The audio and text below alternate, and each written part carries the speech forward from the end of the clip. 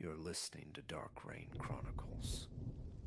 The rain hides many things, but it also remembers. Secrets washed away, voices swallowed by the storm. These are the stories it brings back, and tonight, you will hear them.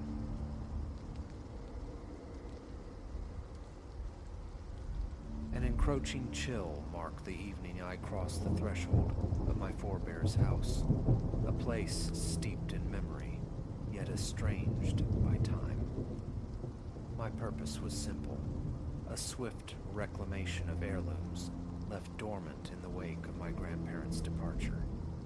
Yet, the initial footfalls across the foyer's worn planks resonated oddly, a rhythmic creaking that arrested my progress. A miasma of dampness and disuse hung heavy, the scent of a house sealed against the world for too long. Unease prickled beneath my skin, a disquiet amplified by the profound, brittle silence. This was the night the journals surfaced, unraveling the threads of my known existence. High in the attic's gloom, amidst a quest for faded photographs, my hand brushed against a small, dust-laden coffer. Its wooden surface was scarred, the metal clasp fractured.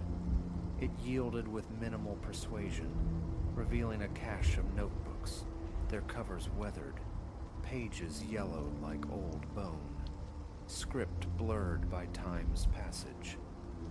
A cloud of disturbed dust billowed as I lifted the topmost volume, catching in my throat. Tentatively, I peeled back the cover. Initially, my eyes scanned for ancestral anecdotes or historical footnotes. What greeted them instead were chronicles of the peculiar, muffled utterances in the nocturnal hallway, doors swinging open on unseen hinges, shadows that capered across window panes in unoccupied rooms. My own name, Silas, surfaced sporadically within the text. These mentions, though brief, sent a jolt through me. Phrases like, "Silas might perceive it one day," or "He is destined to witness what we all have seen," caused my fingers to quiver. I delved deeper, sorting through the collection. They represented a lineage of observers. My grandmother, an Uncle Alistair I barely recalled, other, more distant kin. Yet, their narratives converged, each recounting steps in the emptiness, susurrations on the edge of hearing, an unsettling awareness of presence. Doubt warred with conviction in every account, a slow surrender to the belief that the house itself contained something inexplicable. Logic had always been my compass, my faith placed firmly in evidence, in the tangible, rational progression of cause and effect. The mundane rhythm of life was unquestioned. Finishing the last entry, I tried to impose order, reasoning that fear is infectious, that perhaps each descendant had read the prior accounts and succumbed to suggestion. This I told myself, even as the house began to murmur its own rebuttal that very night, sounds increasingly difficult to dismiss. Around the stroke of midnight, the first whisper curled out of the darkness, a single, sibilant word, unintelligible, but intimately close. My heart hammered against my ribs. Rising from the sagging embrace of the living room armchair, I traversed the groaning floorboards, seeking a source. Nothing. The room remained static, empty save for myself. A draft, I insisted inwardly, struggling to regain composure.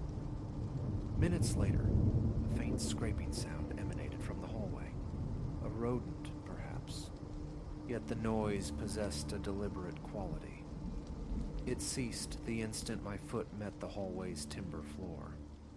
Retreating to the living room, I ignited several lamps, their glow pushing back the shadows, and focused on the simple act of breathing.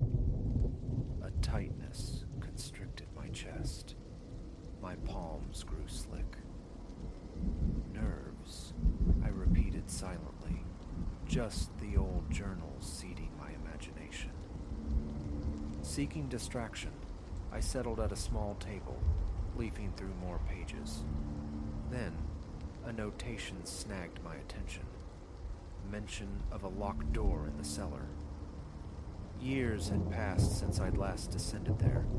It was my grandparents' repository for discarded things, holding no allure. The journal entries spoke of scratching noises near this door, of a shadow seen drifting beneath it. The writer avowed something resided beyond. Impulse overriding caution, I decided to investigate immediately.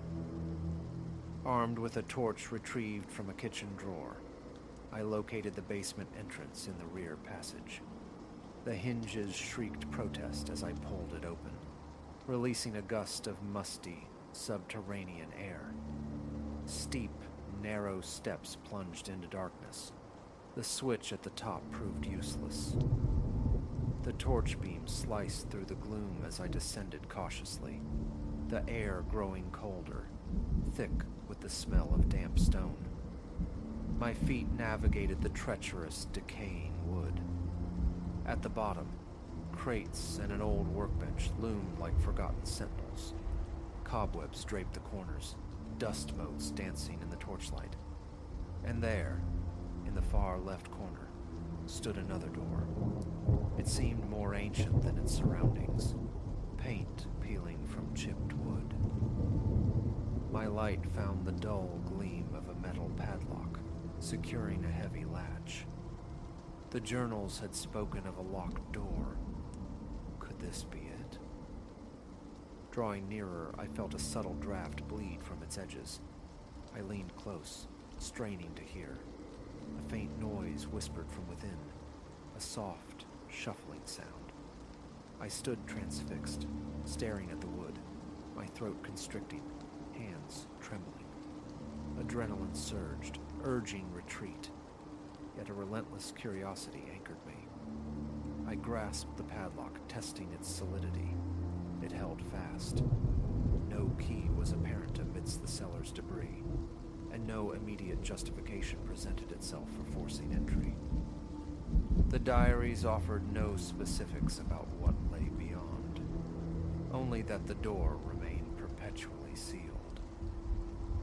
After a protracted moment, I stepped back, wiped perspiration from my brow, and resolved to return upstairs. The remainder of the night was spent immersed in the journals, back in the living room's false security, hunting for any clue pertaining to that cellar door.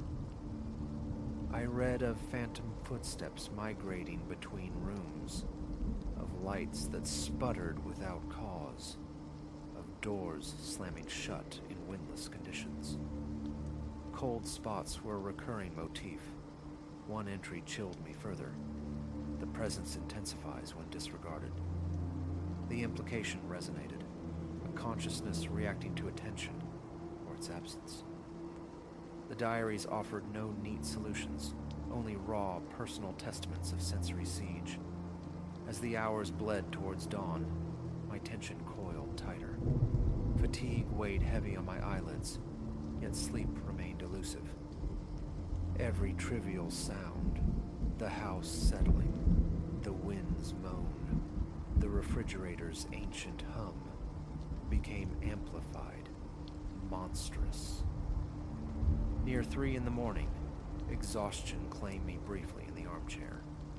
I awoke with a violent start to the drawn-out creak of a door. My heart leaped. My eyes snapped open. The living room door, which I distinctly remembered closing, now stood ajar. Listening intently, I caught the sound of a single, soft footfall. Holding my breath, I rose, sweeping the torch beam around. It grazed a flicker of movement in the hallway, near the staircase's base. Gone, as quickly as it appeared. I lunged towards the spot, empty. My pulse thundered, a dizzying percussion in my ears. A clammy sweat sheened my skin. My body shivered uncontrollably. I tried to call out, but my throat was parched. My mind scrambled for explanations, grasping at straws. Yet the certainty remained. I had glimpsed a shape, roughly human-sized, but its motion was unnervingly fluid, less a walk than a glide. Forcing slow, deliberate breaths, I methodically checked the adjacent rooms. Each was vacant. Nothing seemed disturbed, save for a faint blurring in the dust patterns on the floor. Footprints, perhaps, but indistinct, ancient-looking. Impossible to tell if they were my own.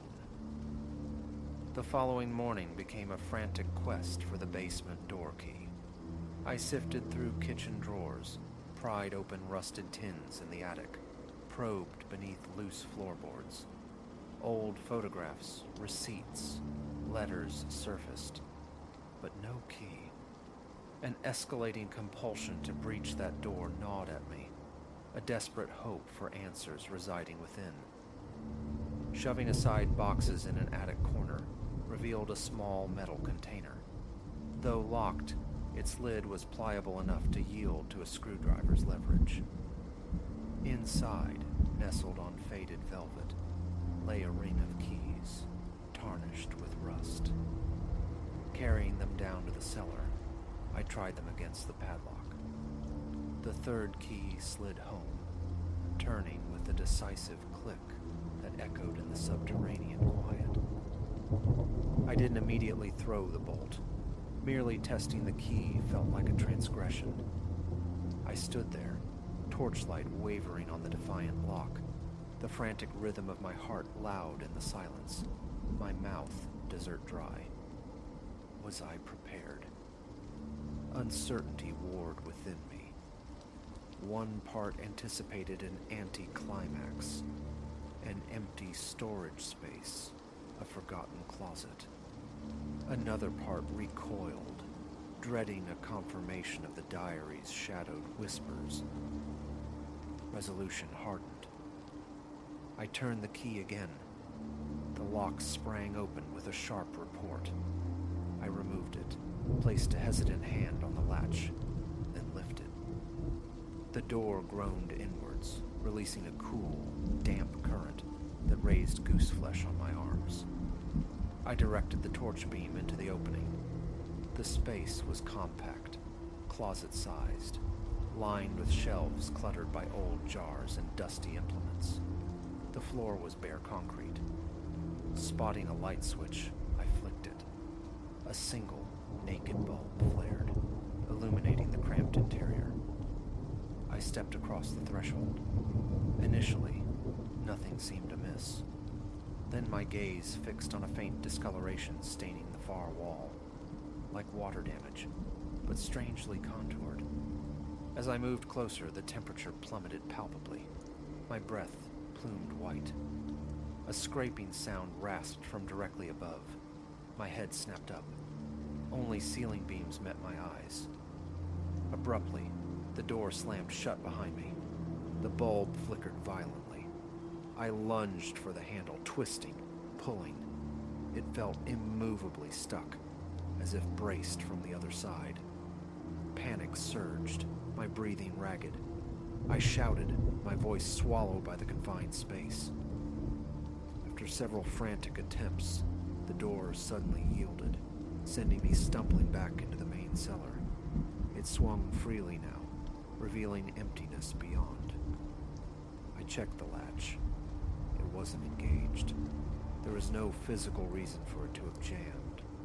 Scrambling up the stairs, legs trembling, I felt a profound shift.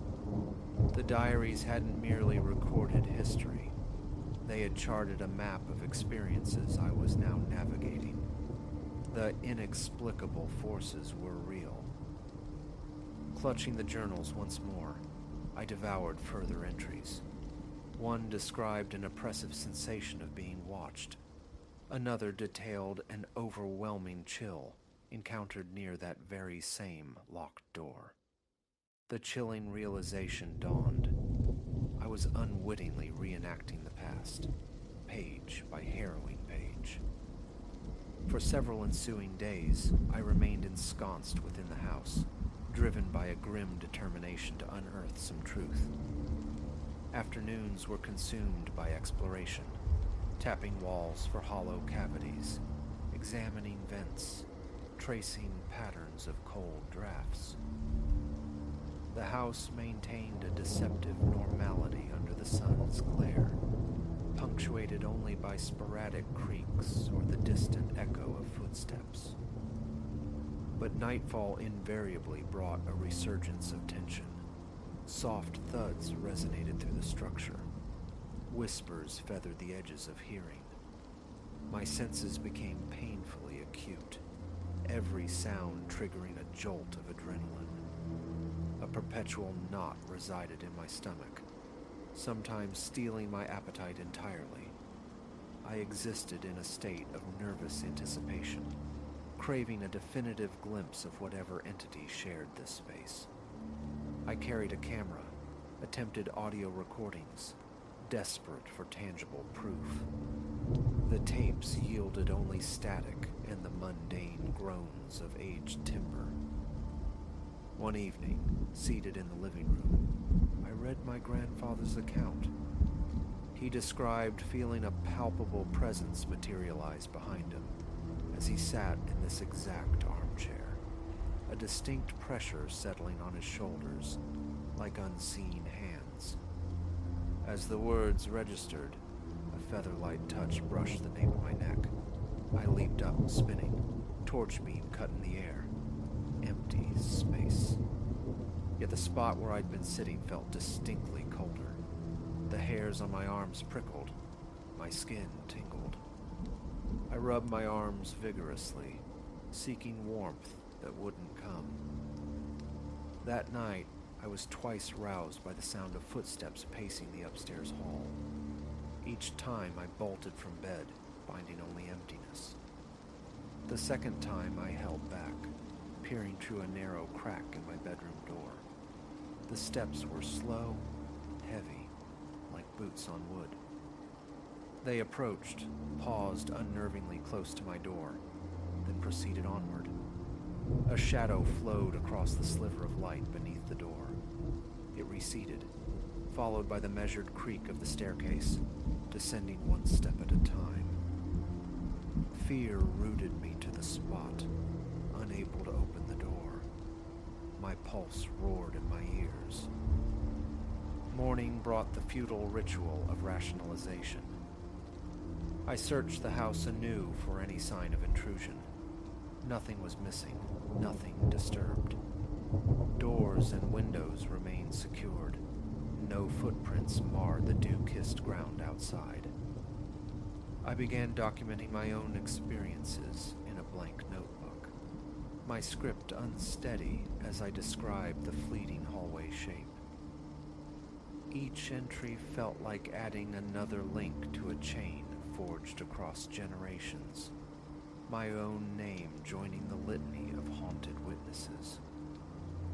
On my final night, I perched on the edge of the bed, staring into the illuminated hallway through the open door. Every light blazed, a flimsy shield against the encroaching dread. Around midnight, a shuffling sound stirred behind the wall beside me. It was close, intimate, like a hand sliding across plaster. I rose, pressing my ear to the cool wallpaper. A faint, distinct knock sounded. A single tap. On impulse, I knocked back. Silence answered. My chest tightened, my hands shook. Swallowing hard, I retreated from the wall. Later, a low whisper emanated from near the window. Moving towards it, torch raised, I saw it. A definite shape coalescing near the heavy curtains. It shifted, blurred, and vanished. My heart hammered against my ribs. My lungs felt compressed, struggling for air. Forcing myself forward, I wrenched the curtains aside. Nothing. Only my own reflection stared back from the dark glass. pale, wide-eyed, hair plastered to my forehead with sweat. A profound exhaustion washed over me. I couldn't endure much more of this. The next morning, I gathered the diaries, my few belongings, and prepared to leave. Pausing at the front door, I listened one last time. In the daylight, the house exuded a deceptive tranquility. The floorboards were silent. No whispers stirred the air. The atmosphere felt almost normal.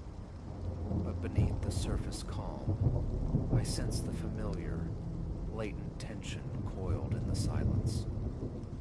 I locked the door behind me and drove away, my mind a maelstrom of unanswered questions. The journals were undeniable proof. Generations of my family, dwelling within these walls, had encountered the same phenomena. The footsteps, the shadows, the voices. Those diaries reside with me still.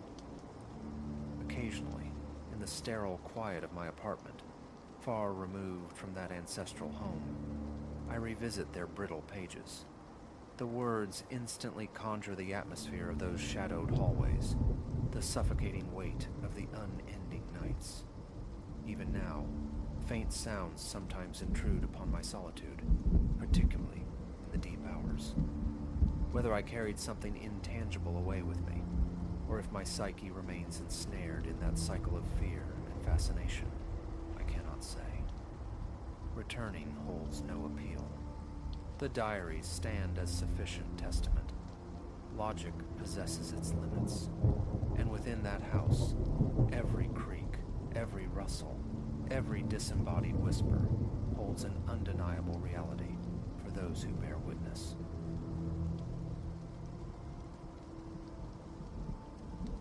Denial had been my shield against the rhythmic thudding overhead, a nightly cadence echoing from the deserted second story of the house I called my own. But the sound, a slow, deliberate weight crossing the floorboards, refused ignorance. This dwelling, mine for years, held no secrets in its familiar corners, yet the upper floor had long ago surrendered to neglect, becoming a repository of forgotten things, a space I rarely breached. Distractions proved futile. The televisions flicker, the screens glow, the clatter of dishes. My gaze inevitably drifted towards the staircase, drawn by that impossible, insistent beat. It had intensified, grown bolder. Tonight, the shield fractured. Tonight, I had to ascend. I stood at the threshold of the ascent, weariness clinging to me like a shroud. Sleep had become a stranger, leaving my head leaden, my eyes gritty sores. Silence reigned in the hall, save for the low, electrical thrum emanating from the kitchen behind me. The stairwell light flickered on at my touch, casting a weak circle of illumination that surrendered quickly to the encroaching gloom painting the upper steps in shadow. My hand closed around the banister, fingers registering the fine silt of accumulated dust, feeling the frantic tempo of my own pulse drumming beneath the skin. Reason insisted it was merely derelict furniture up there, inanimate clutter. Nothing lived on the second floor. Nothing should.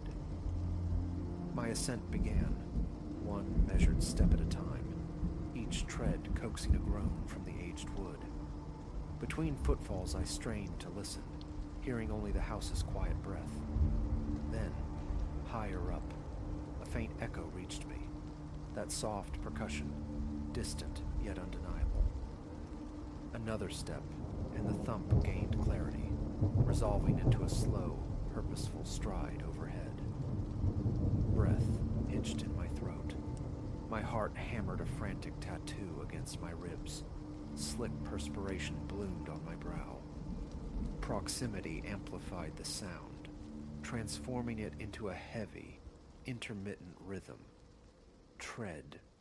Pause. Tread again.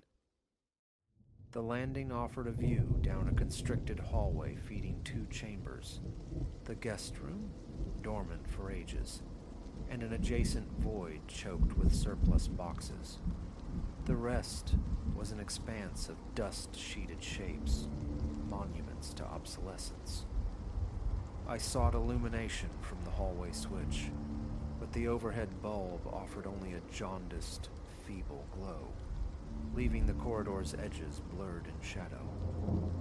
I advanced with deliberate quiet, yet the floorboards beneath betrayed me, creaking with each cautious placement of my foot.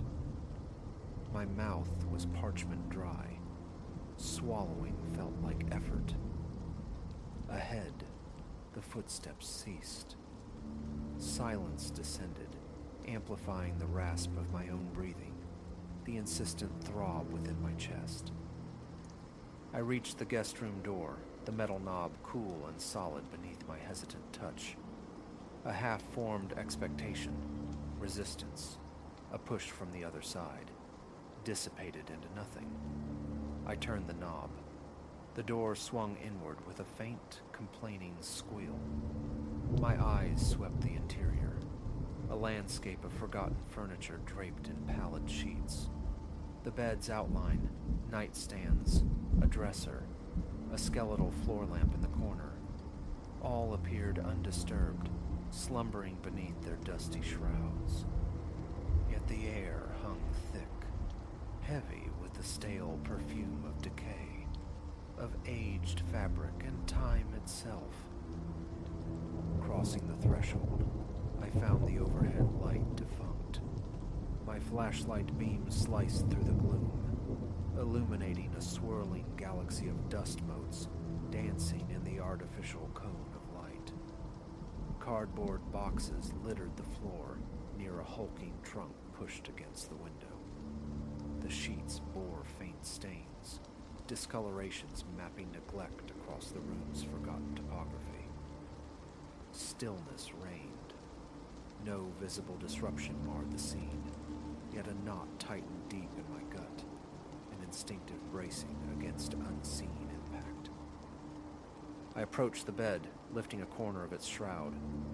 Only the old mattress lay beneath, untouched. Behind the trunk, dust lay thick, cobwebs laced the corners, but nothing lurked there. Then, a whisper of sound from behind me. I spun, flashlight beam trembling, stabbing wildly at the room's far side. My hand shook, the light skittering across static shapes. Nothing stirred. The furniture stood sentinel. The shadows remained fixed. But my ears registered a fleeting, sharp scrape, like fingernails dragged briefly across bare wood. It vanished as swiftly as it arose. Holding my breath, I fought to steady the beam, my legs rigid with tension. Toward the corner near the dormant lamp, I moved, my steps stirring clouds of fine gray powder that clung to my clothes, coated my face. No obvious sign of intrusion presented itself. The furniture held its position. The only motion was my own. Still, the unshakable conviction of another presence lingered, unseen but palpable. My stomach churned. My palms were slick. The thought surfaced. An animal. A raccoon, perhaps, or some monstrous rodent. But their earlier footfalls possessed too much weight, and this new, subtle disturbance felt alien, unlike any creature I knew. Retreating towards the door, I directed the flashlight's glare onto the sheeted dresser. The fabric seemed slightly askew, pulled to one side as if by a careless hand. Had it always been so?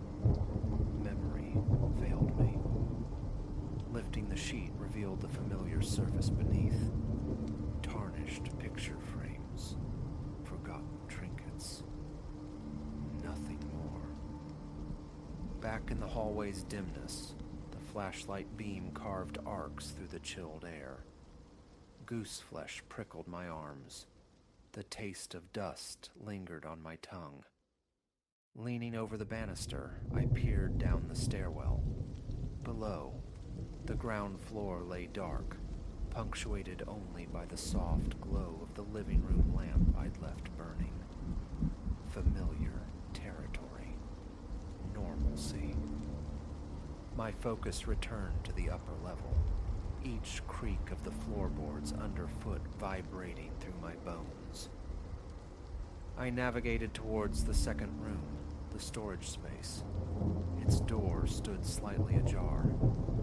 I didn't remember leaving it so, but recollection of this neglected floor was hazy, unreliable. Pushing it wider, hallway lights spilled onto stacks of cardboard boxes lining one wall, crammed with the detritus of a life. Old clothes, unused kitchenware. A disconnected lamp lay prone in a corner beside a precarious stack of chairs. Everything wore the same uniform of fine dust, disturbed only by faint, ghostly footprints, likely my own from months past. Stepping inside, the air assaulted me with the scent of aging paper and stagnant confinement. The window remained sealed. No breeze stirred the oppressive stillness. My flashlight beam led the way, sweeping across floor and walls. My heart pounded like a war drum. Anticipation coiled tight within me, expecting something to erupt from behind a box. Each careful step, intended to be silent, was answered by a floorboard squeal, making me flinch. Then, a faint rustling, fabric shifting. It emanated from behind the cardboard barricade in the corner. I froze. Flashlight aimed, beam swallowed by the obstruction. My muscles clenched. An unpleasant coldness traced its way up my spine. Silence, except for the ragged sound of my own breath. The rustling ceased. Closer, closer, each step fraught with trepidation. My arms trembled. Nudging a box aside with my foot sent cardboard scraping across the wood. Revealed behind it, more crates. An old coat stand toppled onto its side. Nothing else. My light probed every recess, every shadow, seeking a crouched form, animal or human. Only dust motes and emptiness answered. A long, slow exhale escaped me. I hadn't realized I was holding my breath again. Vertigo threatened. My body remained strung taut. Was I losing my grip? The footsteps, the thumps, the rustle. So vivid, yet leaving no trace. I lingered, trying to impose logic onto the inexplicable. Then I remembered the small, low door near the back wall, granting access to a crawl space, another pocket of storage rarely visited. I moved towards it, secured by a simple latch, it seemed, looser than I recalled. Testing it confirmed the suspicion. It jiggled excessively. Unfastening it, I pulled the door open, aiming the flashlight into the cramped cavity beyond. Boxes and old suitcases filled the confined area. The beam failed to penetrate the deepest recesses. Leaning in, bracing a hand on the frame, I inhaled the damp, musty odor. Plywood floor, exposed beams, insulation. I searched for disruption. Footprints, shifted items. Nothing seemed amiss. Shifting a heavy suitcase aside provoked another faint scrape. Wood on wood. My head snapped around. Nothing. My pulse leaped. Breath came short and fast. Sweat trickled down my back. Enough. I pulled the crawl space door shut, refastening the loose latch. A mental note formed. Fix it, or perhaps nail it permanently closed. Stepping back into the room, a profound chill permeated the house, deeper than mere temperature. The sensation of being watched intensified, a prickling awareness despite the utter lack of visible company. My mind churned through possibilities. A hidden intruder in the attic. some large nocturnal creature. Rationality warred with the tightening vice in my chest. Retracing my steps into the hallway, an impulse drove me to check the guest room one last time. Approaching the door, a soft bump sounded from within. I stopped dead. The doorknob, directly before me, gave a tiny, abrupt twitch, as if turned by an unseen hand inside. Adrenaline surged, numbing my fingers. Seizing the knob, I twisted violently, shoving the door open. The sheeted furniture seemed to sigh as the draft stirred the fabric, but the room remained stubbornly empty. My flashlight beam raked across bed, dresser, trunk, corners. Identical, except the standing lamp now leaned against the wall. I remembered it upright. Or did I? Memory felt unreliable, fogged by fear. I closed the door firmly behind me, a futile gesture against the intangible. Crossing to the lamp, I righted it, its base grating harshly against the floorboards. Seconds ticked by as I stood, staring at the silent, shrouded shapes. Nothing moved. The silence pressed in, heavy and suffocating. My heart refused to slow. One final sweep with the light, probing beneath the bed, only dust and storage boxes. I wrenched open the closet. Old coats hung like vacant specters. Pushing them aside, the beam illuminated the back wall. Empty. A sudden, overwhelming urge to flee seized me. Every nerve screamed retreat. The air felt too dense. My composure shredded.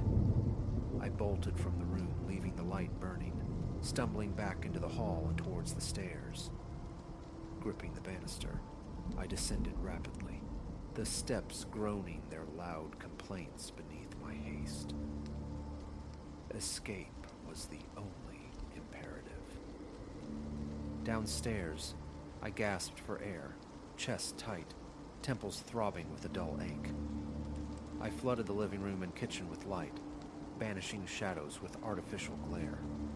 My hands, rubbed across my face, came away damp with sweat and grime. Parched, I drank water straight from the kitchen tap. It tasted metallic, tepid, but offered a measure of calm. My hands still trembled slightly. Leaning against the counter, I stared upward at the ceiling, half expecting the rhythmic thudding to resume. Utter silence answered. The clock showed some time past midnight. Drained, yet acutely unsettled, my mind replayed the sensory fragments. The heavy tread above, the fleeting movement glimpsed from the corner of my eye, the impossible twitch of the doorknob.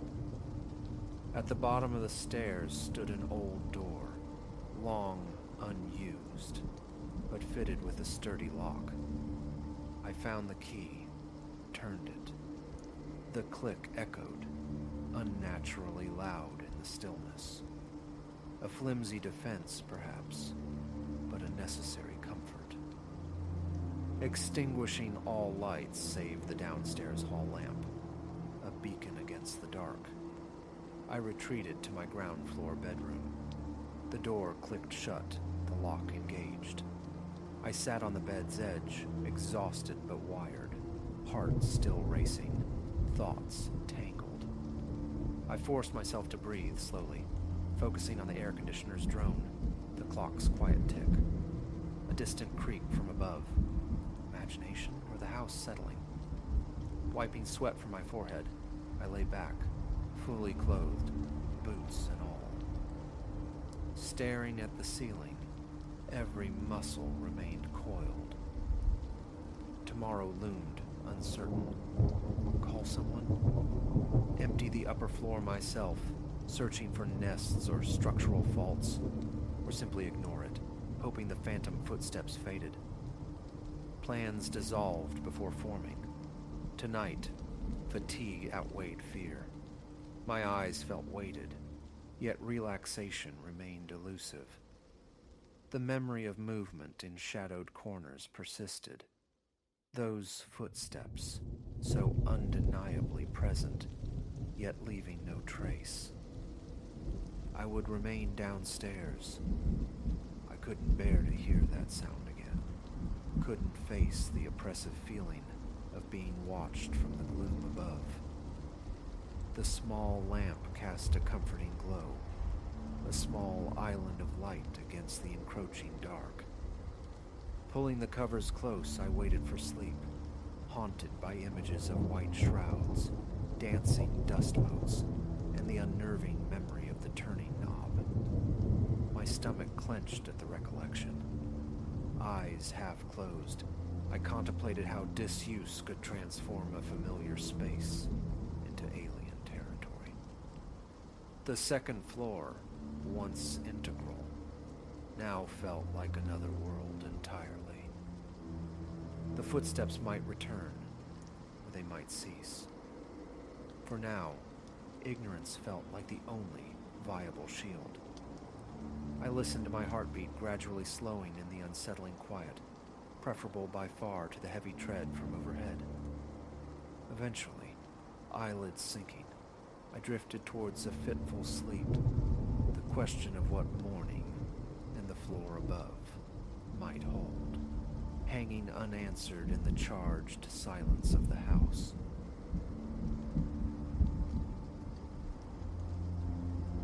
A sudden paralysis gripped me the first time I heard them, those stifled lamentations seeping from the locked room down the corridor. Elsewhere, my small house breathed its usual quietude. The kitchen, a pool of shadow. The living room, utterly still save for the television's muted flicker. Even the hallway lamp cast its familiar, buzzing luminescence. But that night, a low, agonized vibration pulsed from behind that specific door, raising the fine hairs along my forearm like antennae sensing danger. Months had passed since I'd last ventured near that room. I harbored no purpose for it, keeping it perpetually locked, a forgotten annex to my life. Yet these sounds, raw and persistent, frayed my composure. Keys jangling with unnatural loudness in my hand, I felt compelled towards it. That was the night the chair materialized, planted squarely in the room's center, an object I possessed no memory, no possibility of ever placing there. Now, merely drifting past that threshold sends a glacial tremor skittering beneath my skin. Sometimes, I find the chair pivoted towards the door, starkly positioned, as if occupied by an unseen sentinel awaiting my approach. Permit me to unravel this thread by thread, to illuminate the genesis of this disquiet that now shadows my days. I acquired this house several years prior. 2 modest bedrooms, a functional kitchen, a compact living space. Working remotely on occasion, I'd envisioned the spare room as a potential office. But upon settling in, some intrinsic quality of the space repelled me. Its stark white walls felt sterile, the cheap linoleum floor cold underfoot, the single window staring blankly onto the street. An ambient chill resided there, palpable the moment one crossed the threshold. Initially, I left the door ajar, but the room's inherent emptiness, its unwelcoming aura, eventually prompted me to lock it away. The spare key lay dormant in a kitchen drawer, an afterthought until that particular evening. It was nearing 11, the television murmuring some forgettable drama, when a dull percussion broke the quiet. Faint, rhythmic, perhaps the house settling, the groan of old pipes, or even a neighbor's distant activity. But the thudding soon morphed, coalescing into something akin to choked weeping, a sorrow muffled almost beyond recognition. I silenced the television, straining to listen. The sound emanated unmistakably from the hallway. My pulse quickened, a frantic drum against my ribs. Plumbing, I insisted silently. Just eccentric plumbing. Yet the sound persisted, intermittent bursts like words trapped behind thick fabric. I rose, movement feeling sluggish, deliberate, and crept towards the corridor. The spare room door stood closed, impassive as ever. As I drew nearer, the mournful sound intensified slightly. A wave of cold washed through my chest. My hand reached for the knob. It refused to turn. Locked. A flicker of foolishness. Of course it was locked. I always kept it locked. Standing there, grappling with the unnerving possibility that my senses were betraying me, I suddenly pivoted. Back in the kitchen, I rummaged through the cluttered drawer until my fingers closed around the cool metal of the key. Returning to the door, I paused, drew a steadying breath, and inserted the key. The lock yielded with unnerving smoothness. The stifled sounds continued, fragile, strained. Pushing the door inward revealed nothing but absolute darkness, a perfect rectangle of void where the room should be. It seemed as empty as I remembered, but the instant the door opened, the moaning ceased abruptly. Silence crashed down, heavy and expectant. My chest constricted. Fumbling along the wall, my fingers found the light switch. A hesitant click, a flicker, and the overhead fixture sputtered to life, bathing the room in stark, flat light. It was barren. Utterly barren, save for a simple wooden chair positioned directly in the center. 4 legs, a flat back, utterly mundane, yet utterly impossible. I knew with unshakable certainty I owned no such chair, had brought no furniture whatsoever into this room. And yet, there it stood. Rooted in the doorway, I stared, my breath catching in my throat, waiting for the other shoe to drop.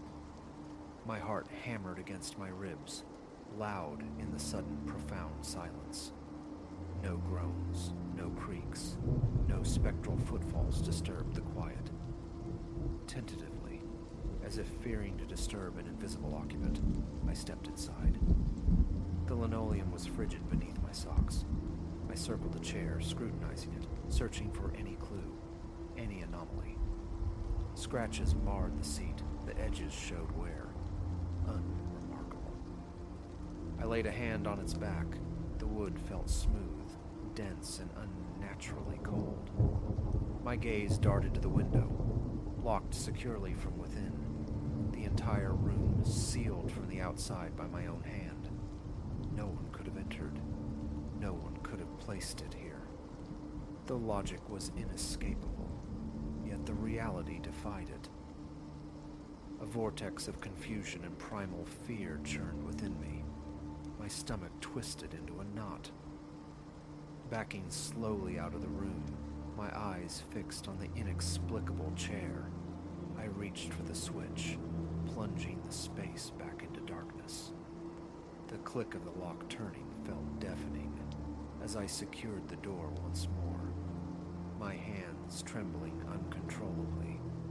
Sleep offered little refuge that night, my mind replaying the image of the chair, straining for any recurrence of the sounds. But the house remained wrapped in silence. Morning brought a forced attempt at rationality. Perhaps I had moved it there months ago, in a moment of forgetfulness.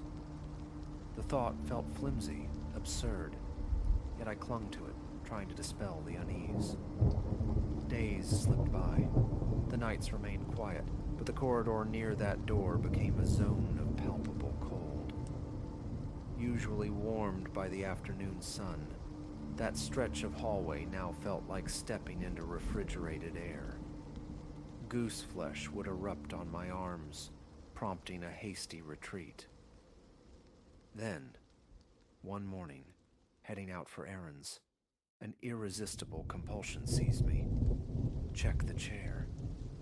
Keys in hand, heart thudding a nervous rhythm against my ribs. I hesitated before the door, uncertain if I truly wanted confirmation. I needed to know, I told myself, if my mind had fabricated the memory. Unlocking the door, swinging it wide, I flicked on the light. The chair remained, but its position had altered. It was angled slightly, subtly turned towards the doorway, towards me, not facing straight ahead as before. The change was minor, yet undeniable. It felt deliberate. I slammed the door shut, locked it, and fled the house, my hands shaking as I fumbled with the front door lock. My mind raced, grasping at straws. Perhaps it was never perfectly aligned, but the image burned, insistent.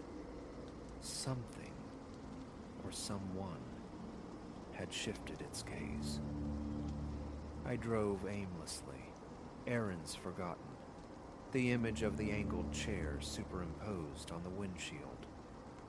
Returning later, around 3 in the afternoon, sunlight streamed through the living room window, lending a false sense of courage. Bolstered by the daylight, I marched back to the spare room, unlocked, light on. The chair sat there still canted towards the door. Nothing else disturbed the room's stark emptiness. Window locked, corners clear. No dust disturbed, no scuffs marred the floor. Yet the sensation of being observed prickled the back of my neck. My stomach churned. Locking the door again felt like sealing away a watchful presence. I retreated to the living room, forcing deep breaths. I began consciously avoiding that wing of the house, my gaze skittering away from the door whenever I passed. Yet, I'd catch myself glancing towards it from the corner of my eye, half expecting it to swing open. Nights became rituals of checking locks, windows, listening intently for the faintest anomaly. Faint creaks or groans were dismissed as the house's old bones settling, the wind sighing outside. Still, I'd find myself creeping from bed to verify the front door latch, the back window sash, unwilling to admit the depth of my unease, though my body remained coiled with tension. A week crawled by before the next incident. Tucked in bed, courting sleep, a single, sharp thump echoed from the hallway, like something solid dropped onto the floorboards. My heart leaped. Rolling onto my side, I stared at my bedroom door, a barrier against the unseen. Reluctance warred with the need to know. Slipping out of bed, I padded silently into the hall.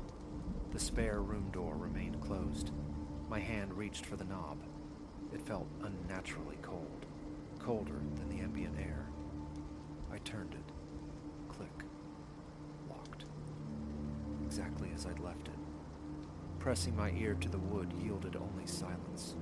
No moans, no thumps, just the low hum of the refrigerator from the kitchen.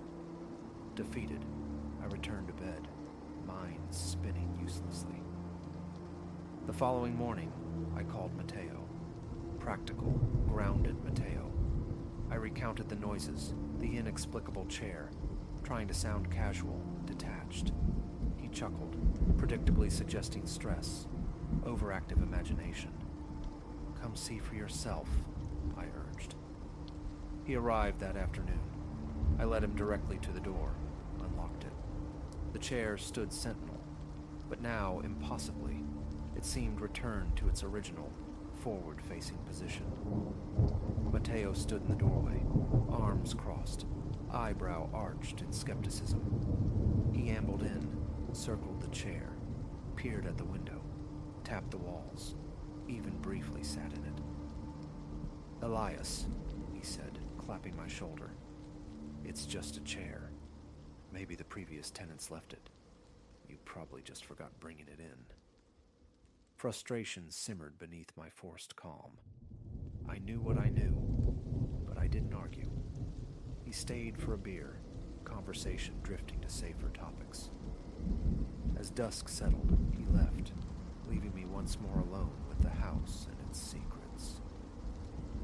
His visit offered a fleeting moment of normalcy, but it evaporated the instant I passed that door later that night, the familiar rush of cold air greeting me like an unwelcome touch. I tried harder to ignore it, pushing the unease down. Several days later, a surge of frustrated anger propelled me towards the door again. Enough fear, enough avoidance. I inserted the key. It met resistance, grating slightly before turning, unusual for the typically smooth mechanism. Pushing the door open, flicking the switch, I saw it. The chair now faced the wall, its back completely turned to the door. A visceral crawl feathered across my skin.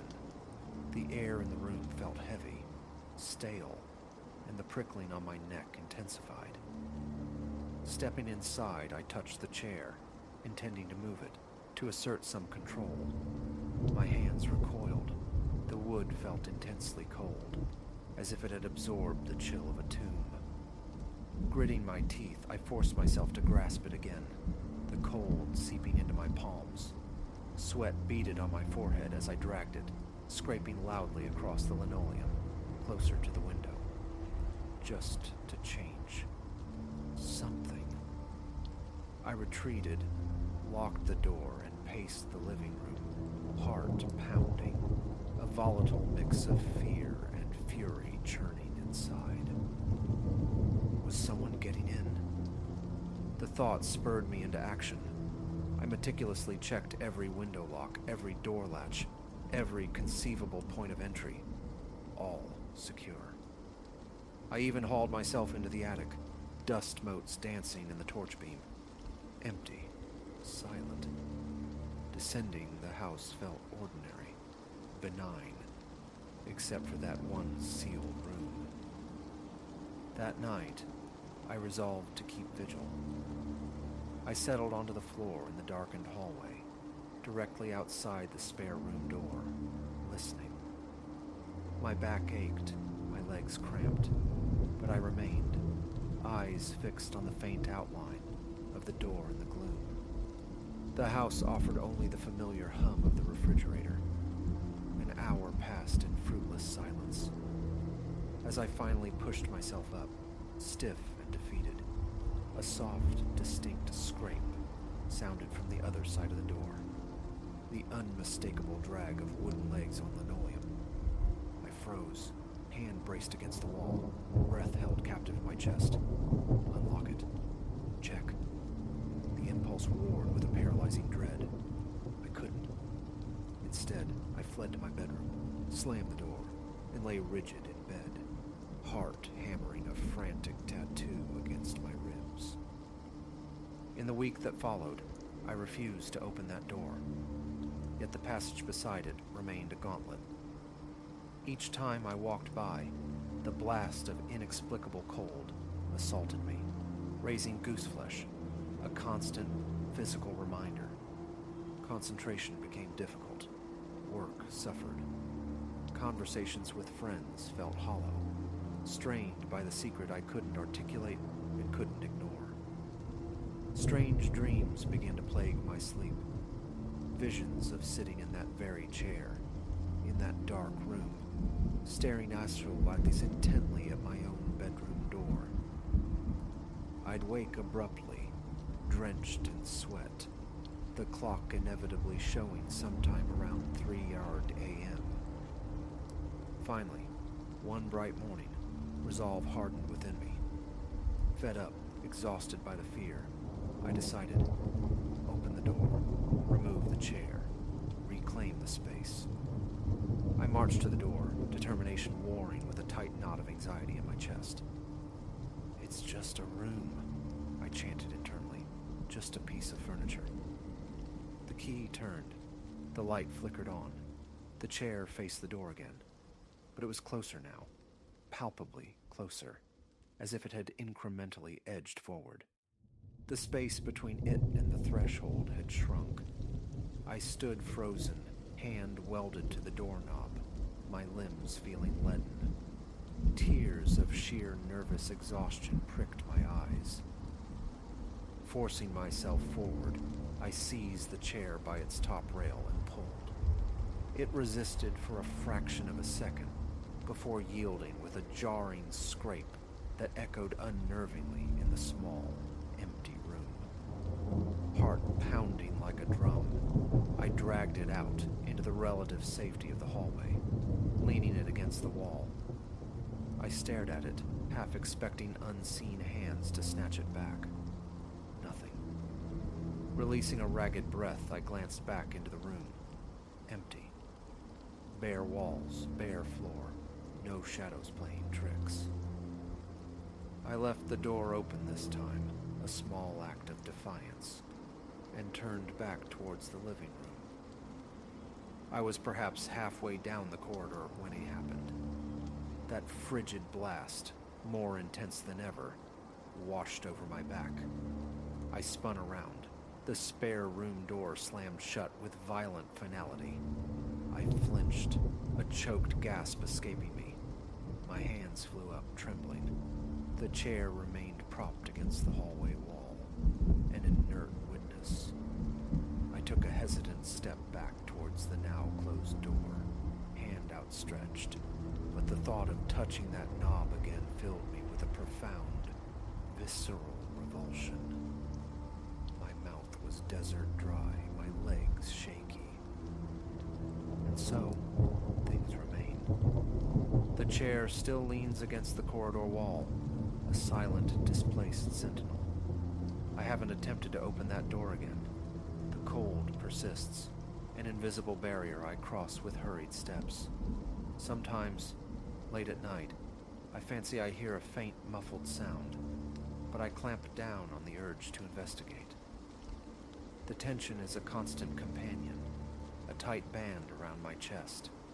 The memory replays endlessly.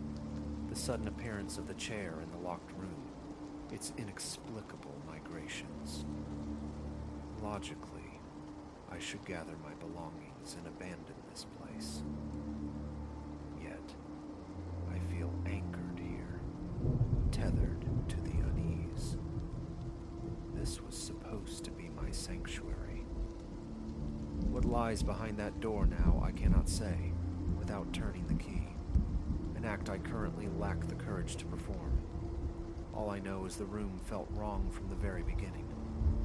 I tell myself it's merely 4 walls, a floor, a window, an empty space. But the cold is undeniably real. The sounds were real. The shifting position of that simple wooden chair was undeniably real.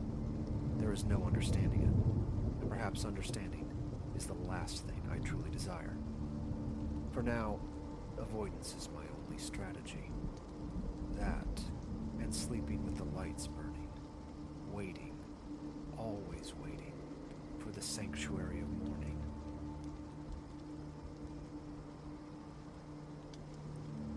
Six months past mark the acquisition of my refuge, this parcel tucked against the woods. Exhilaration initially defined my days, the sheer expanse of untamed land, nights steeped in profound quietude, the liberty to delve into the adjacent forest at whim. Formal trails held little appeal. I favored errant paths, the satisfying yield of earth beneath my boots, the pause to absorb the sibilant rustle of foliage. A man of simple tastes I am, Elias. Unadulterated air, the loamy perfume of damp ground.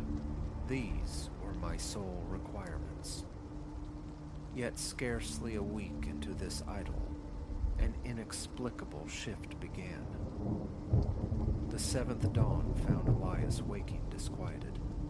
Nothing acute, merely a phantom headache throbbing behind the eyes, and an unsettling pressure sealing his ears. A walk, he reasoned, would dispel the malaise.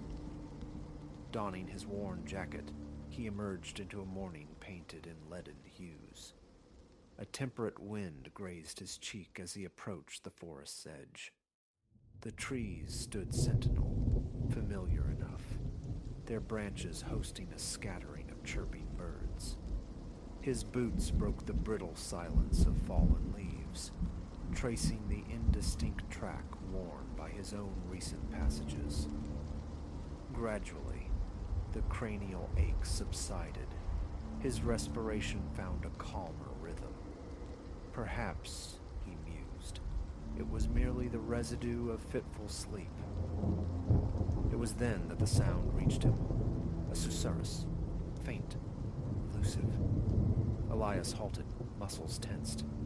Had it shaped his name? Uncertainty prickled. He strained, listening intently. Only the wind sighing through the boughs, a breathy exhalation from the woods itself.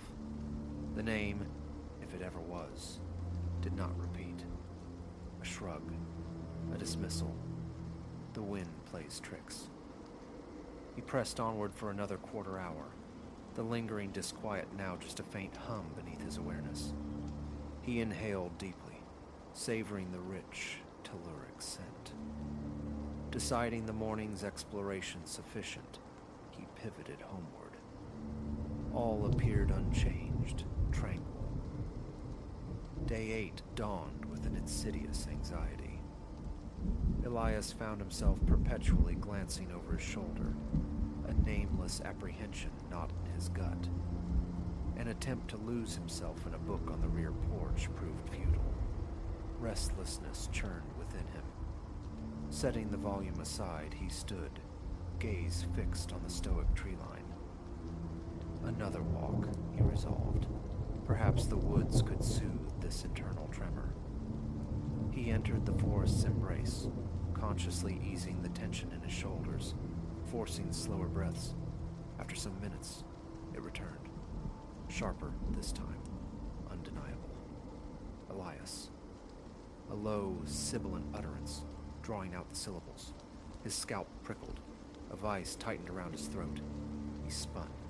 Empty woods met his gaze. Silence, thick and watchful. Then again, the whisper, emanating from the forest's deeper recesses. He fought the urge to rationalize it as wind, but this felt deliberate, directed. An intelligence, perhaps not human, seeking his notice. His heart hammered against his ribs. A clammy dampness slicked his palms. Yet, interwoven with the fear, was a peculiar, magnetic compulsion. Imagination, he insisted silently, but the sound resonated too deeply to be ignored. Drawn onward, Elias pushed deeper into tangled undergrowth. The air acquired a distinct chill that seeped through his jacket. Above, the canopy thickened, filtering the daylight into a somber gloom. A cold draft traced his nape. His dorsal muscles coiled tight. He pressed forward, batting aside intrusive branches. Then, his boot caught, not on a root, but on the edge of a path obscured by time and neglect. Unmarked, overgrown, flanked by moss-veiled stones, it snaked into the woods. And the whisper intensified, no longer faint but a palpable vibration, just beneath audible sound. His pulse throbbed, a frantic drumbeat in his chest, echoing in his ears. He followed this forgotten way, time dissolving around him. 10 minutes. 15. Consumed by the singular urge to locate the source of the call. No human sign, no fleeting glimpse of fauna. An unnatural stillness pervaded the air, amplifying the crunch of his footfalls, the ragged tempo of his own shallow breaths. Abruptly, the woods yielded to a clearing. At its heart stood a circle of stones, each perhaps 2 feet tall, arrayed in unnerving geometric perfection. Verdant moss clung to their surfaces, creeping into ancient markings, carvings, Elias realized. Grooves and lines hinted at meaning, but their language was lost to him, indecipherable. His stomach clenched into a cold knot. The instant his foot crossed the clearing's threshold, the whispers ceased. He stood frozen, scanning the perimeter.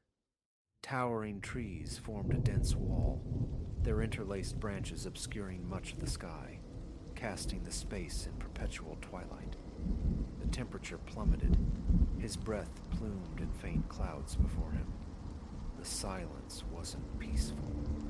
It was ponderous, suffocating, as if the clearing existed outside the normal flow of the world.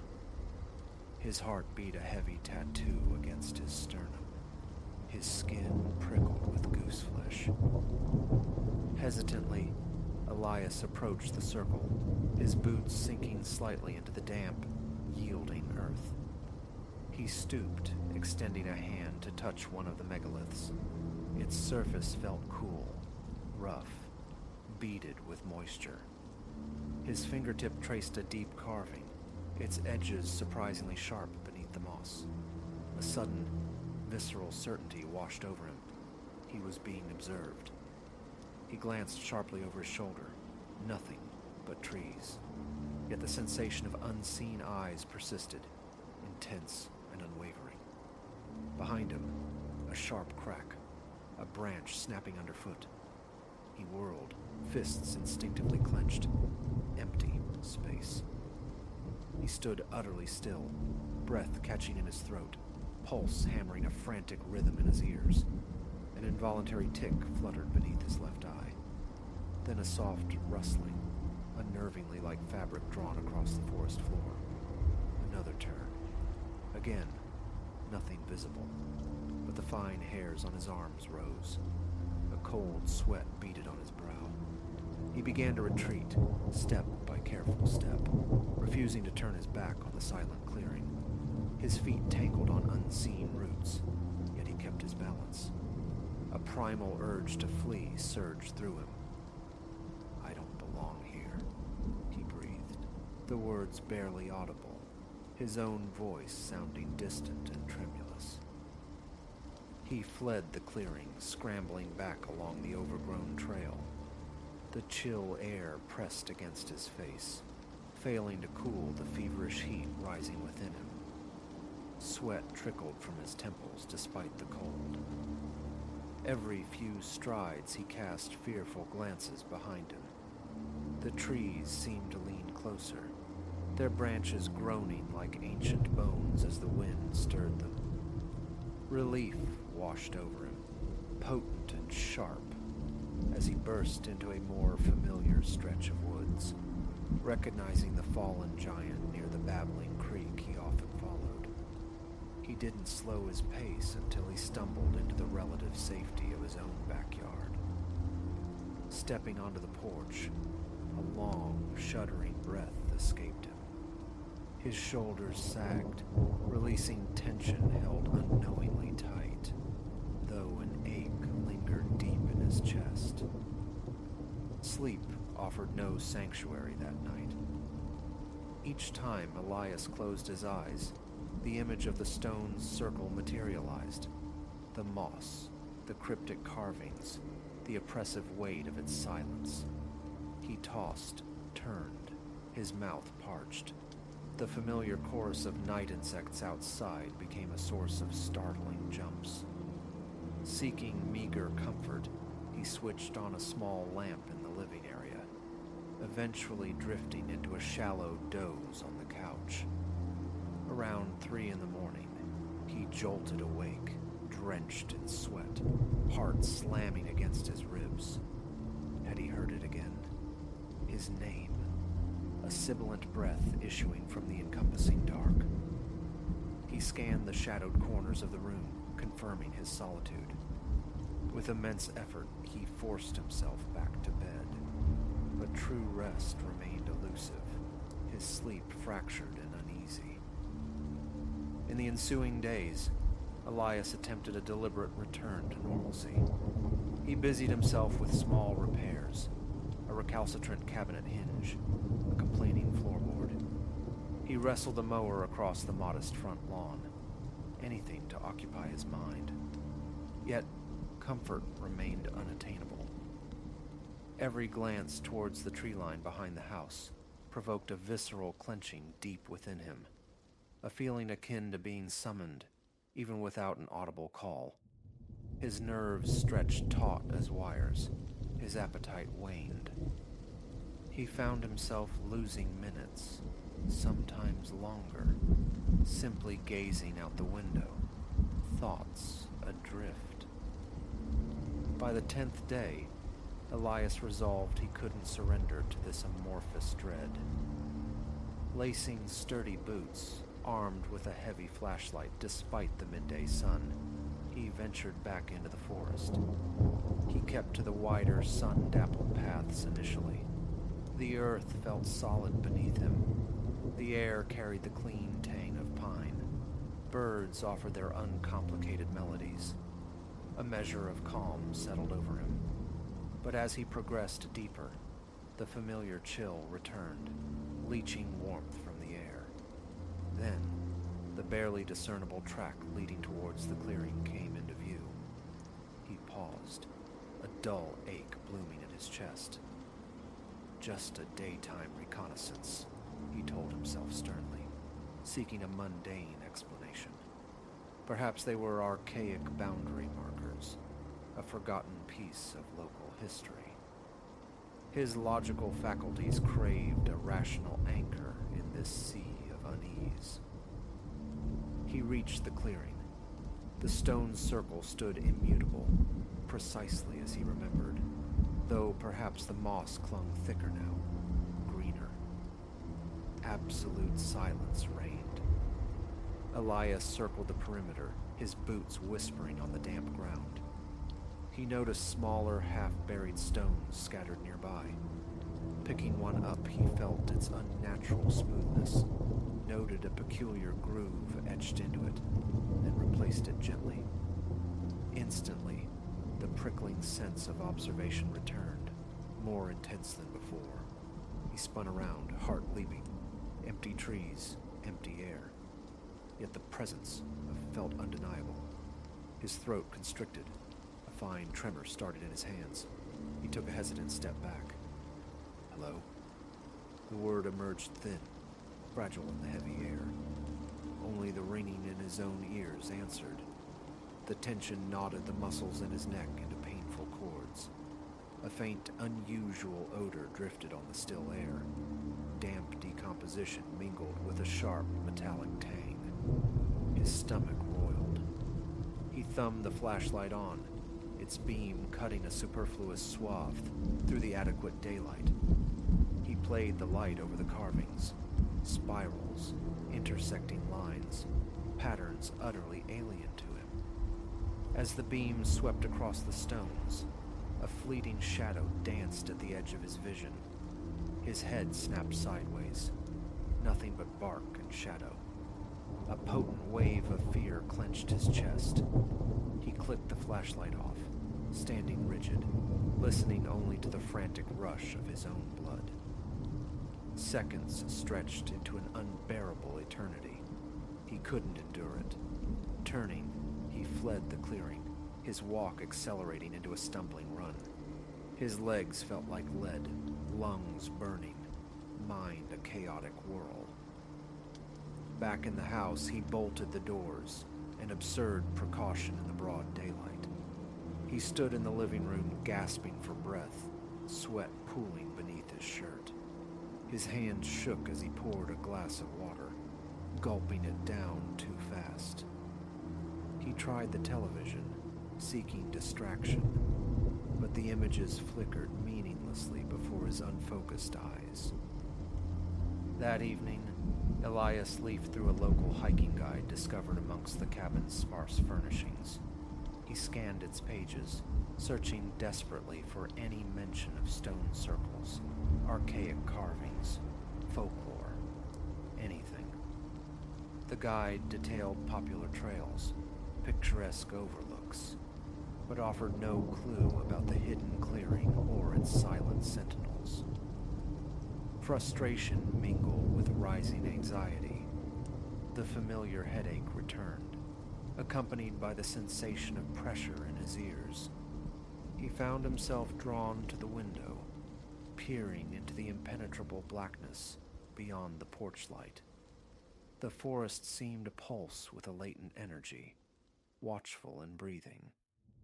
He stood motionless, waiting, straining his eyes for any telltale light or movement among the trees. A brief flicker.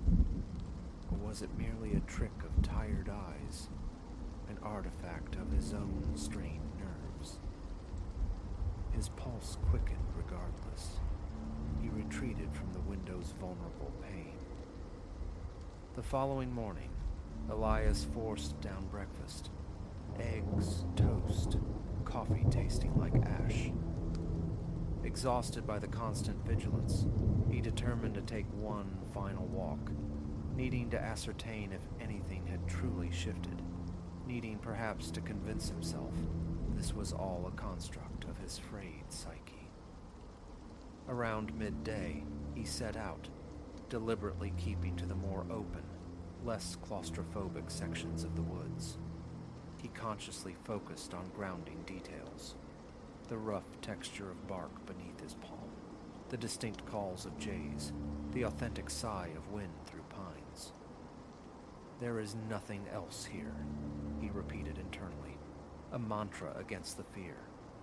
Yet with every dozen steps, the unshakable sensation returned. Something just behind him, just out of sight. Each time he turned, only dappled sunlight on the forest floor and impassive tree trunks met his gaze. Still, an icy current traced his spine. His limbs felt leaden, his stomach churned. No whisper sounded this time, but the presence was palpable. An invisible weight pressing on the back of his neck. His breath hitched, growing shallow. His legs stiffened. He abandoned the walk, hurrying back towards the house, the pace quickening with each step. By the time he reached the edge of his property, his heart pounded violently enough to feel the frantic pulse in his wrists.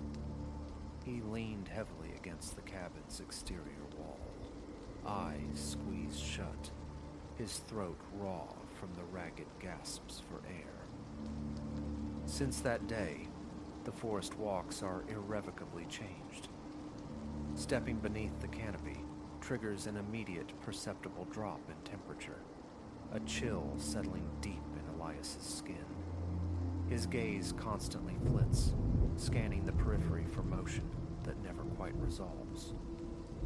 Faint sounds persist, phantom rustlings, the impression of footsteps paralleling his own, an expelled breath just at the edge of hearing.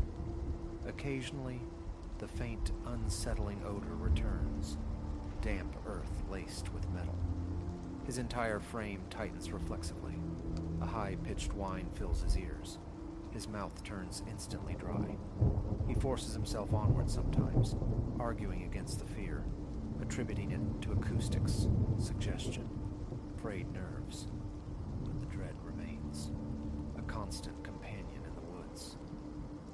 Back within the flimsy security of the cabin walls, the windows stay locked after dusk. He sits, often in darkness, straining to interpret every night sound. Branches skittering across the roof, the wind rattling a loose shutter, each noise jolting his already overwrought system. He sees nothing through the black panes, yet the conviction remains. Something stirs out there, its invisible gaze pinning him in place. Morning brings a fleeting moment of reprieve upon waking, instantly shattered by the recollection of where he is, what waits just beyond his walls. No rational explanation presents itself. He's found no evidence of human interference, no tracks, no litter. The local lore remains stubbornly silent about any haunted woods or ancient circles. Thoughts of abandoning the property surface frequently, warring with the stark reality of his investment. This place meant to be a sanctuary, now morphing into a source of profound unease. Every foray into the trees now carries the same heavy burden. The sensation of being shadowed, the icy finger tracing his spine, the coiling tension in his nerves. He knows. This isn't mere fancy, yet possesses no shred of proof. All he can do is maintain vigilance, shore up his resolve, and resist the encroaching dread that threatens to expel him from his own refuge. Thus far, Elias remains. He continues to walk the woods on certain mornings, a perpetual glance thrown over his shoulder, ears straining for the faintest susurrus, eyes scanning the dense foliage for any flicker of the unnatural. His heart still pounds. A cold sweat sometimes breaks across his skin. He persists, partly from a stubborn refusal to be driven out, partly from a morbid curiosity to see how this unsettling narrative unfolds. A fragment of him clings to the hope that it's simply overwrought nerves, a psychological phantom. Yet a deeper, more primal part wonders, senses, perhaps even knows, that something resides out there amongst the moss-slicked stones and the watchful, silent trees, patiently waiting for his return, waiting for him to venture closer once more. This is the chronicle of his retreat thus far, taut, disquieting, but irrevocably his. And for the present, he holds his ground.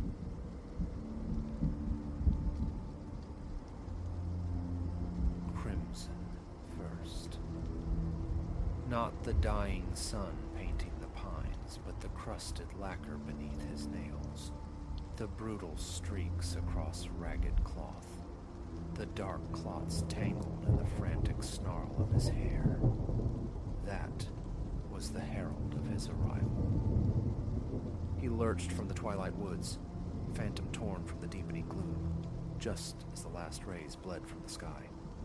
His gaze, vast and vacant, swept past us.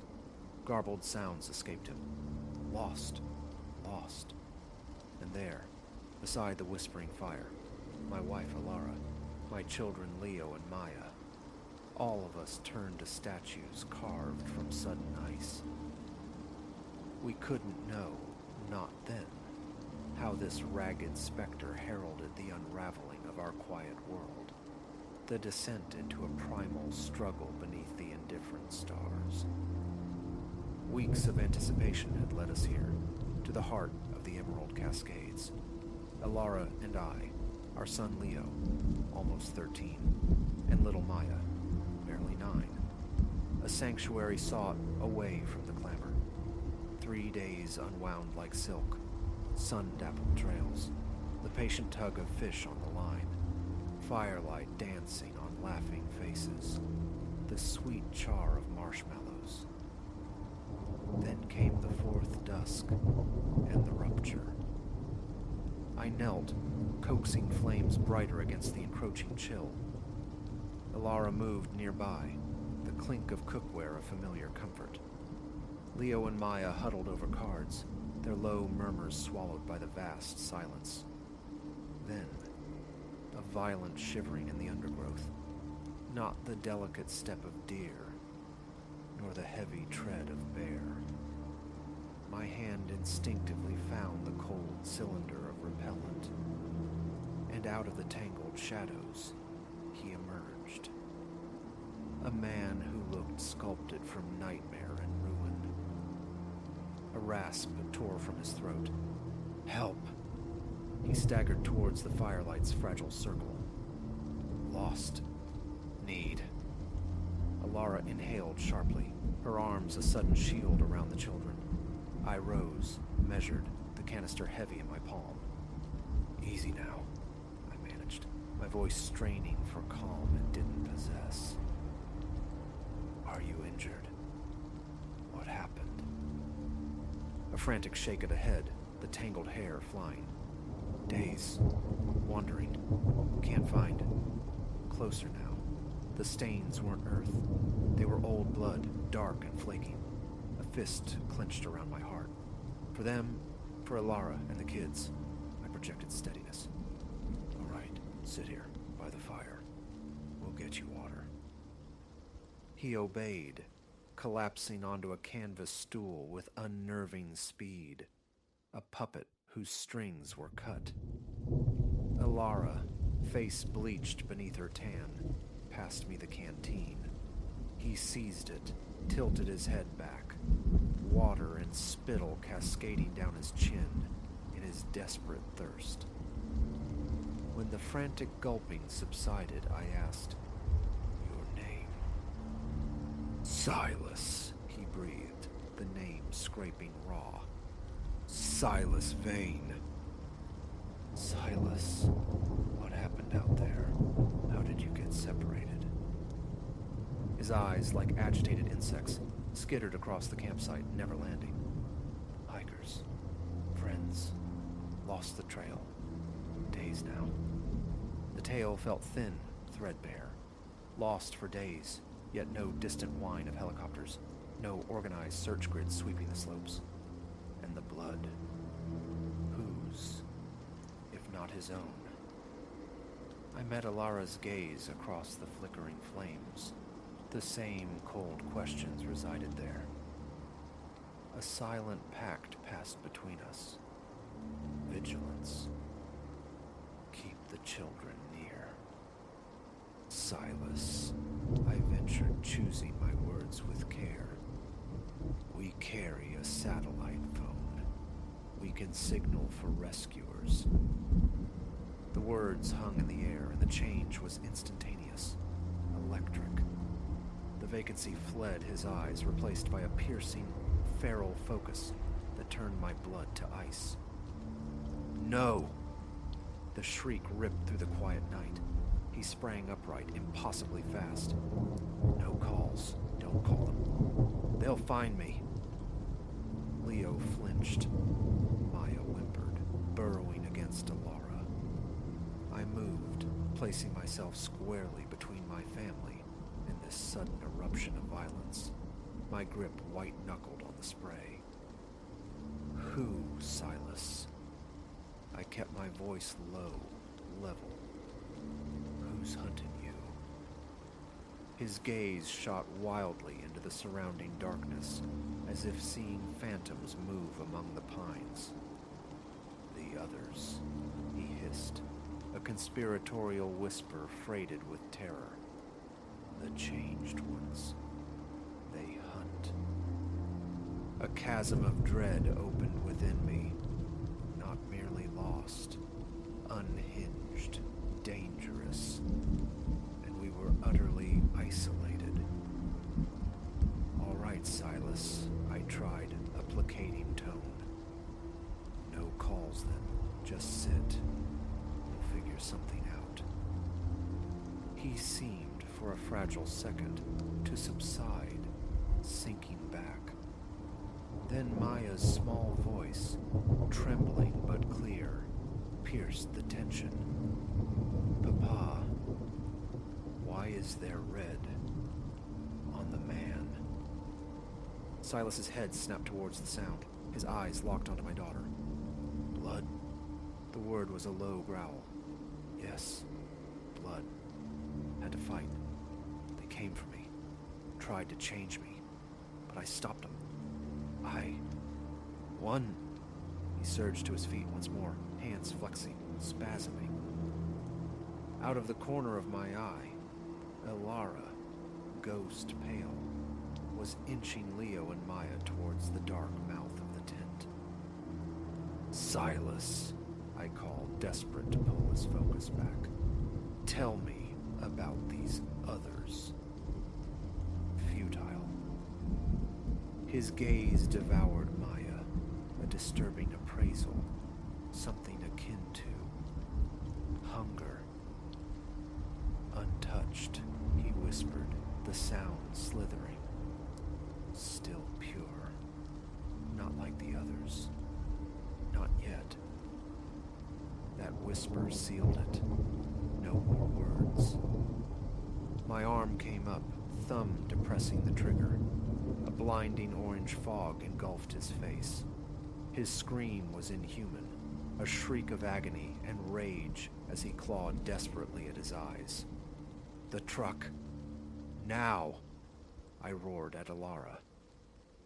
She needed no second command, snatching Maya, pulling Leo, a frantic flight towards the dark shape of our vehicle, parked just beyond the firelight. I held my ground, a fragile barrier between the thrashing, blinded man and my fleeing family. But the spray, potent as it was, seemed only to enrage him further. Through the searing pain he lunged, a blind, impossible surge of strength.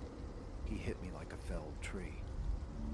We crashed to the dirt, the world a chaotic whirl of pine needles, dust, and the man's fetid breath hot on my face.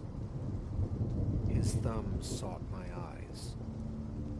"Can't escape," he howled, spittle flying. "It comes for everyone, the turning." A surge of pure adrenaline, the instinct to protect my own, gave me strength.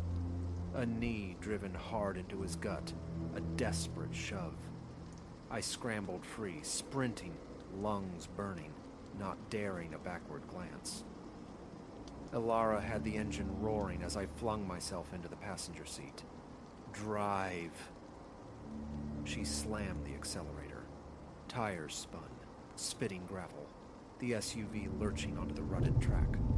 Then, framed in the dusty rear window, a silhouette. Silas, running, keeping pace with the accelerating truck, an unholy speed that defied reason, chasing us into the swallowing darkness. Trees blurred into streaks of black as we careened down the forest road, Alara wrestling the wheel, her breath coming in ragged gasps. In the back, the children's terrified sobs were a counterpoint to the engine's frantic whine. "Papa," Leo choked out. "Who was he? What was wrong with him?" "I don't know, son," I lied, forcing a calm I didn't feel. The image of Silas Vane's eyes, blazing with madness, seared behind my own. "We're away now. We're safe." Safe? The word felt hollow, absurd. His parting shriek echoed, "The turning comes for everyone." We didn't stop, didn't slow, until the blessed artificial lights of the first town spilled onto the highway. Hours bled away in the sterile quiet of a police station, recounting the nightmare. Search teams combed the woods for Silas Vane. They found nothing of him.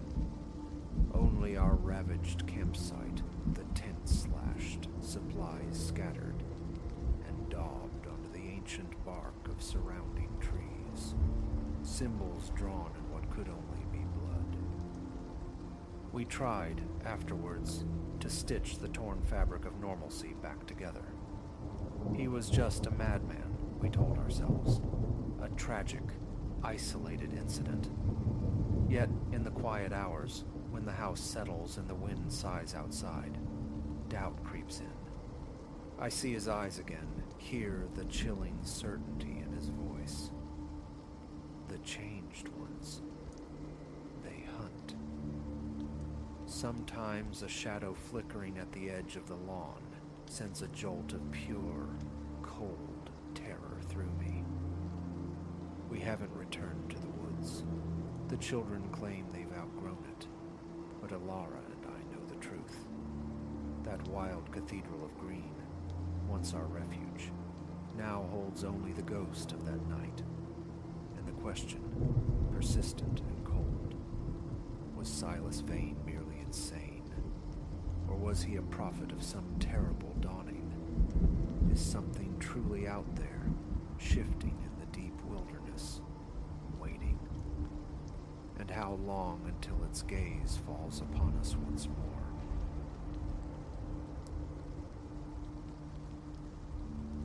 Bone-deep weariness clung to Alara as she finally walked away from the hospital's sterile glow, the weight of a long shift settling into her shoulders.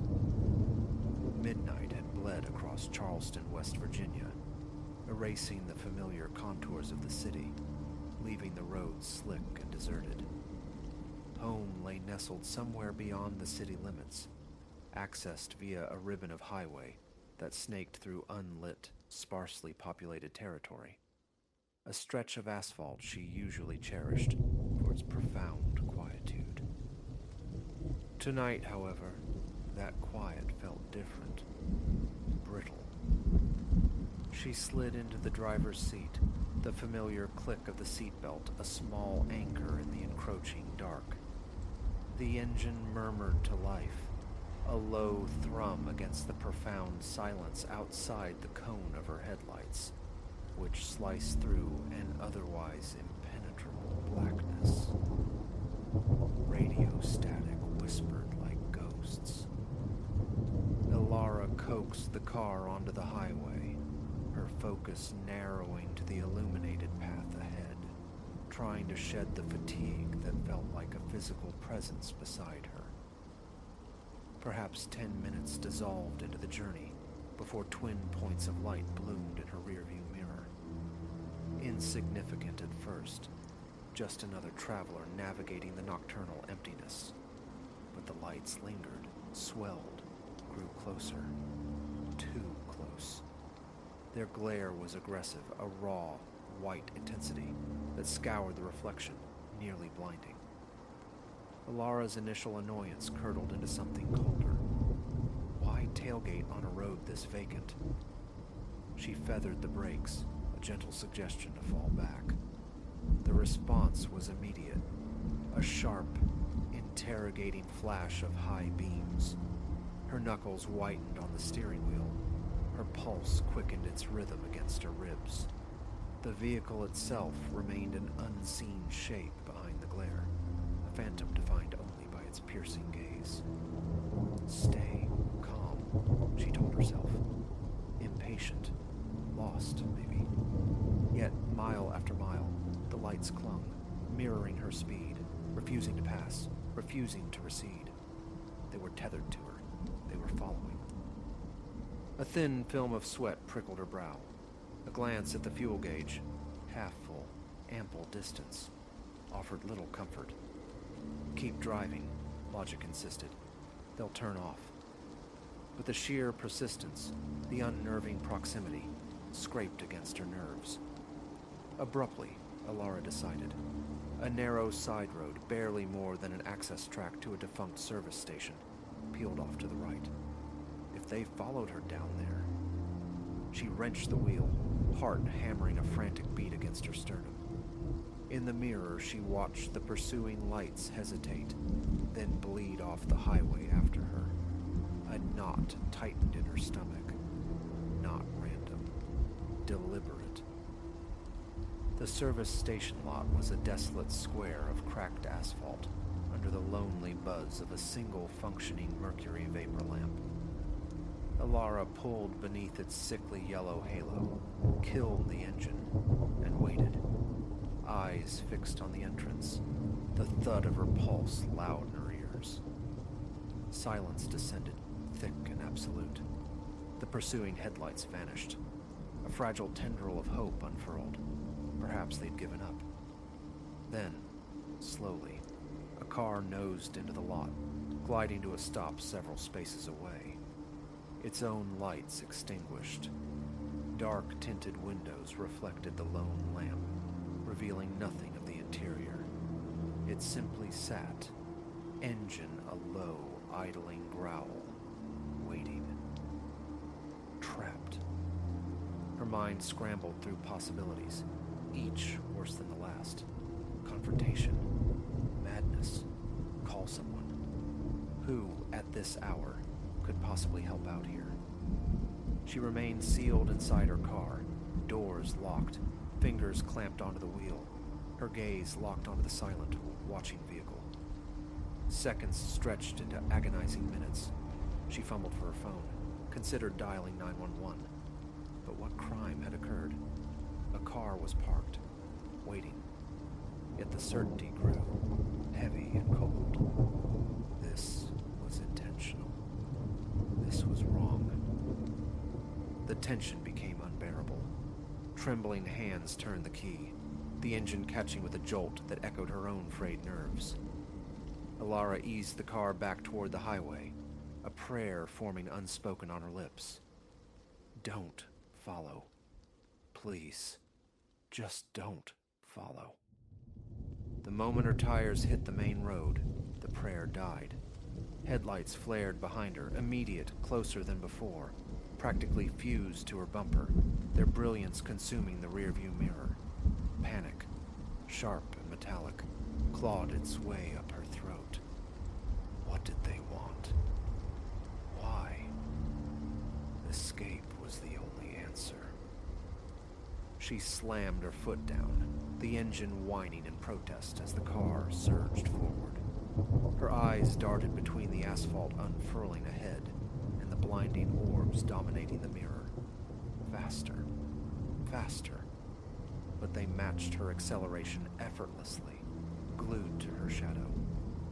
Another turn, this one onto a serpentine back road, all tight curves and blind corners. Surely she could lose them here. But they navigated the twists with predatory grace, anticipating every swerve, as intimately familiar with this route as she was.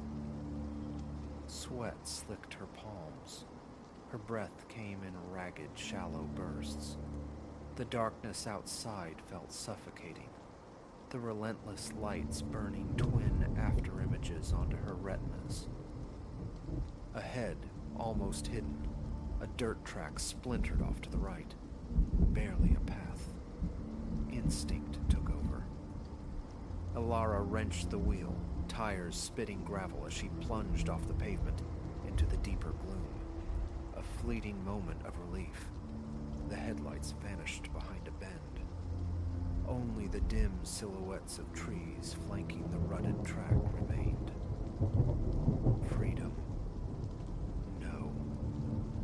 They reappeared, closer than ever, as if the turn itself had been anticipated, welcomed. Terror washed over her, cold and absolute. She knew these woods, but not this trail. Where did it lead? Did it loop back? Or just end? She drove onward, propelled by sheer desperation, the car behind an unwavering presence.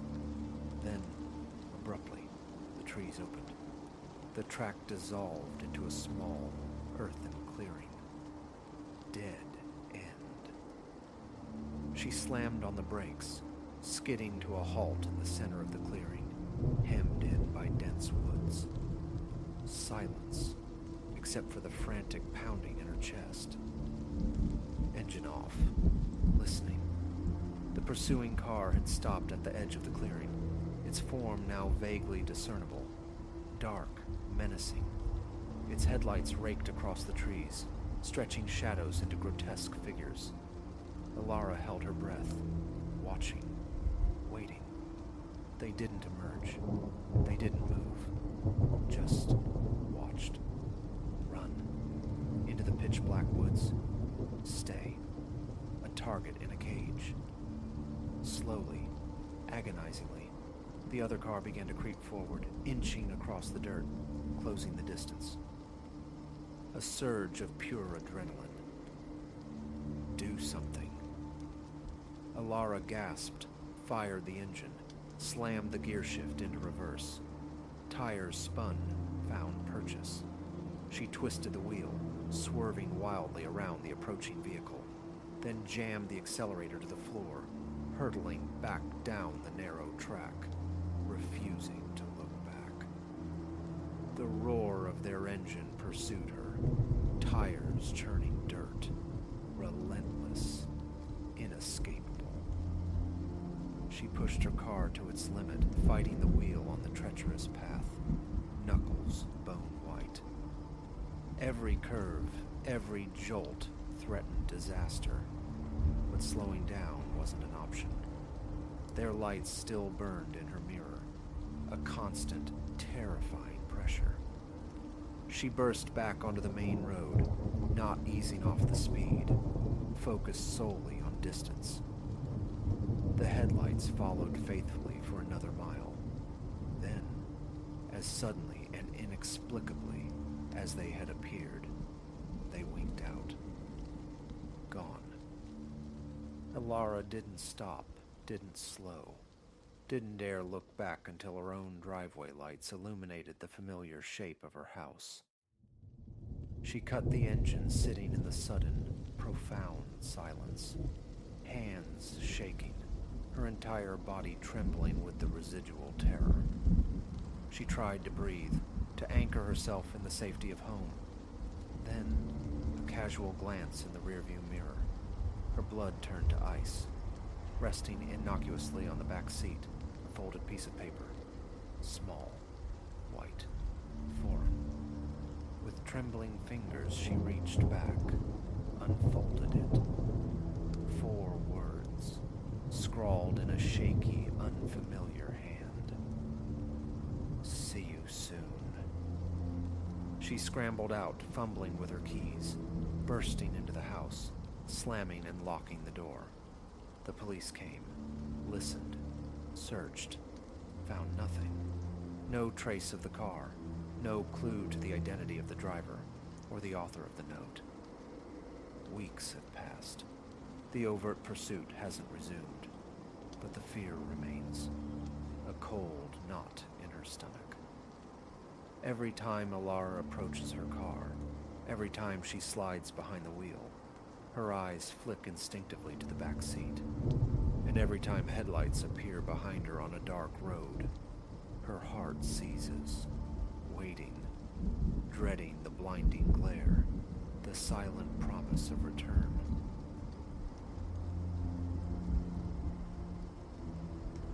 Ancient timbers groaned overhead, a mournful counterpoint to the floorboards sighing beneath our stealthy passage through the shadowed corridor.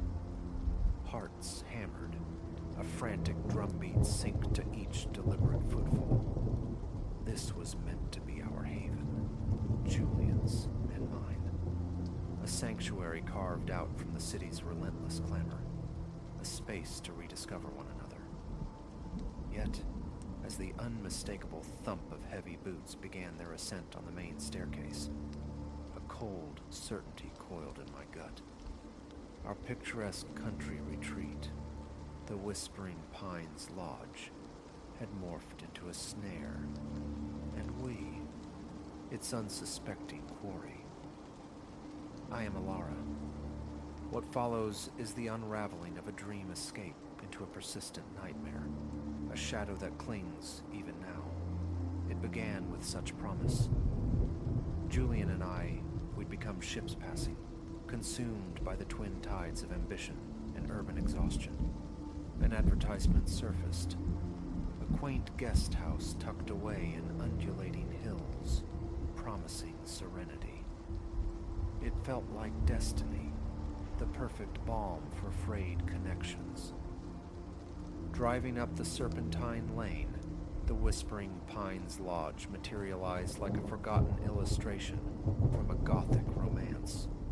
A striking Victorian edifice draped in ivy, flanked by sentinel pines and weeping willows whose branches swept the verdant grounds.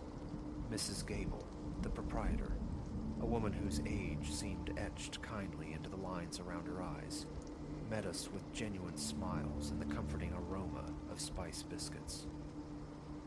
A rare treat for you both, she'd offered, her gaze holding a curious glimmer. Hardly anyone ventures here this season. The lodge is entirely yours. Ushering us toward our chambers, a thrill coursed through me. This solitude, this quietude, this uninterrupted time. It was precisely the remedy we craved. Our first day unfolded in blissful simplicity. We wandered the estate's rambling paths, shared wine and cheese beside a chattering stream, and later found warmth curled together before the hearth's hypnotic dance of flames. For the first time in what felt like an age, the knots of tension eased from my shoulders. Julian, too, seemed lighter, his laughter less restrained, his smile reaching his eyes more readily. The shift occurred subtly, insidiously, on our second evening. We lingered over a quiet dinner in the lodge's vacant dining hall when the crunch of tires on gravel announced an arrival. Drawn by curiosity, we peered through the mullioned window. A polished black SUV, starkly incongruous against our own unassuming vehicle, sat parked nearby. 3 figures emerged, men clad in dark, formal suits despite the encroaching twilight. Likely just late business arrivals, Julian murmured, though a thread of disquiet laced his tone.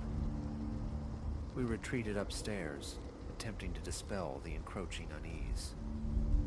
Yet, stretched out in the quiet of our room, the silence itself felt wrong.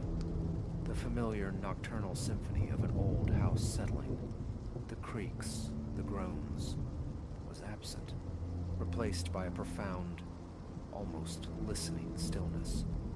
Shortly after midnight, the silence fractured. Muffled voices, footsteps whispering along the hallway carpet just outside our door. Julian bolted upright, his finger instantly pressed to his lips, demanding silence. We strained to hear, breath held captive in our lungs as the sounds drew nearer.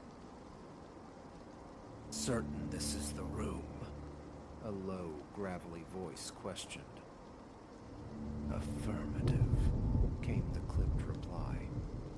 "Mrs. Gable verified before we attended to her." Ice traced a path down my spine. Attended to her. What horror did that euphemism conceal? Julian was already scrambling from the bed, pulling on trousers, his urgent gestures commanding me to do likewise. We'd barely finished dressing when the brass doorknob began its slow, deliberate rotation.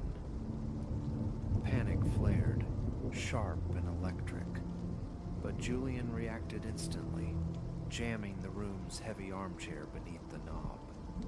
A fragile barricade, destined to fail, but perhaps enough to purchase moments.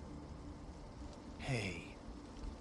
The voice outside, sharp with surprise as the door met resistance. "They're awake. Force it."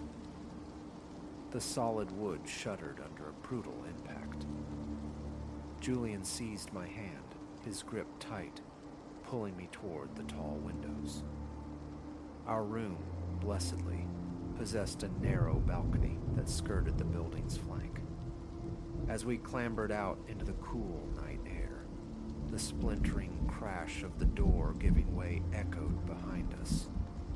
Heavy footfalls pounded into the room. "The balcony! They're on the balcony!" someone bellowed. We fled, bare feet stinging against the cold, painted wood. Shouts pursued us, punctuated by the shattering of glass as our hunters gave chase from within. Reaching the balcony's end, Julian cupped his hands, boosting me onto the angled glass roof of the sunroom below. He scrambled up beside me, and we navigated the treacherous, dew-slicked surface with desperate care. "There!" a voice barked from the grounds. A powerful flashlight beam sliced the darkness, pinning us in its glare. The night exploded with the sharp report of a firearm. Something whined viciously past my ear.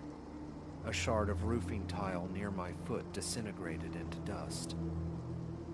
"Oh, merciful heavens," I choked out, terror constricting my throat. "They have guns." Julian's face was a mask carved from moonlight and shadow, grim and resolute. "The car," he gritted out. "It's the only way." We reached the roof's precipice. Below, our modest sedan waited, an agonizingly close symbol of escape, yet separated from us by the armed men now converging on the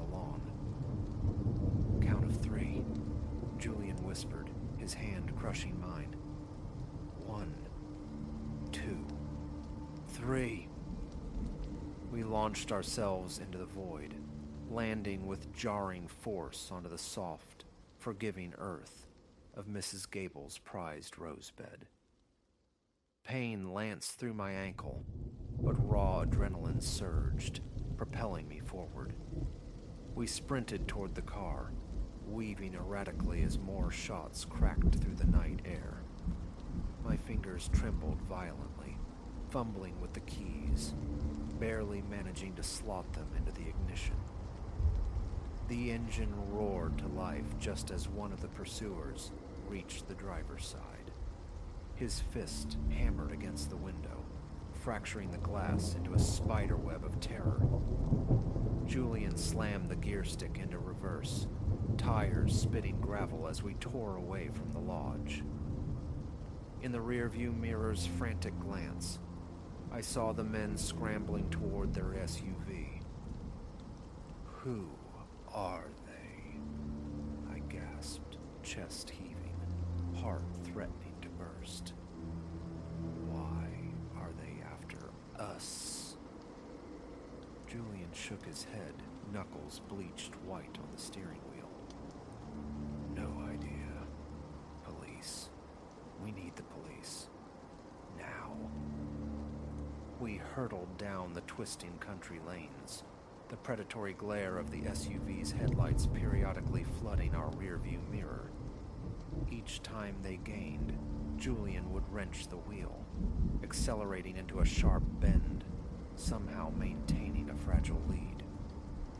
Cresting a rise, the distant, welcoming glow of a small town pierced the darkness. A fragile bloom of hope unfurled within me. Safety felt almost attainable. Then, abruptly, catastrophically, our engine coughed, sputtered, and died. No, please, not now, Julian pleaded, pumping the useless accelerator. The car coasted to a halt, steam pluming mournfully from beneath the bonnet. Behind us, the twin beams of the SUV swelled, rapidly consuming the distance. Run! Julian yelled, already throwing his door open, pulling me out with him. We plunged into an adjacent field, tall, dry grass lashing at our legs. Car doors slammed shut behind us. Commands were shouted. The sweeping arc of a flashlight beam scythed across the field. My lungs burned.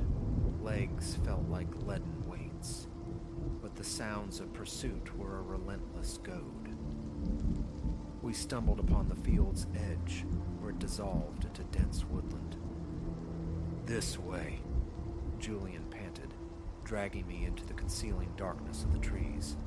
We fought through tangled undergrowth, unseen branches clawing at our faces, tearing at our clothes. Behind us, the crashing sounds of the men forcing their way through the forest grew steadily louder. Just as exhaustion threatened to claim me, a faint luminescence appeared ahead. Bursting through the final line of trees, breathless and trembling, I saw we were on the very edge of the town we'd glimpsed from the hill. Eidolf. There, I pointed, my voice a ragged whisper. A police station, windows still illuminated against the pre-dawn gloom, stood just down the street. Summoning our last reserves, we sprinted towards its promise of sanctuary. We could hear our pursuers emerging from the woods behind us, their frustrated curses carried on the still night air. We crashed through the station doors, startling the lone officer at the duty desk. Please, I sobbed, collapsing against the worn counter. Help us. They're trying to kill us. The ensuing hours dissolved into a disorienting haze of frantic explanations, official statements, and lukewarm, bitter coffee. As the first tentative rays of dawn painted the sky, the chilling truth emerged. The men were operatives of a dangerous criminal syndicate. The Whispering Pines Lodge had served as their clandestine hub, and Mrs. Gable, their coerced accomplice. When she had attempted to intervene, perhaps to warn us, they had silenced her permanently. We were loose ends, witnesses who needed to be tidied away. More questions followed in the days after, more forms filled. Eventually, the authorities apprehended the men who had hunted us through the night, though the syndicate's architects remained shadows. Julian and I relocated soon after, unable to shed the profound sense of vulnerability that had taken root in the fertile ground of that night's terror. Our bond, forged anew in that crucible of fear, was undeniably stronger, yet we both bore the indelible scars, some visible, many buried deep within. Years have passed. Still, there are nights I awaken abruptly, drenched in cold sweat, the phantom echo of footsteps pacing the hallway haunting the quiet dark. Julian holds me then, a silent, grounding presence, reminding me that we endured, that we are safe. Yet, a sliver of doubt remains, a persistent question whispering in the deepest parts of me. Will we ever truly feel safe again? For we learned a harsh lesson under the weeping willows and whispering pines. Sometimes, the most idyllic facades conceal the darkest depths, and a dream can shatter into a nightmare with the speed of a closing fist, or the sudden crack of a gunshot in the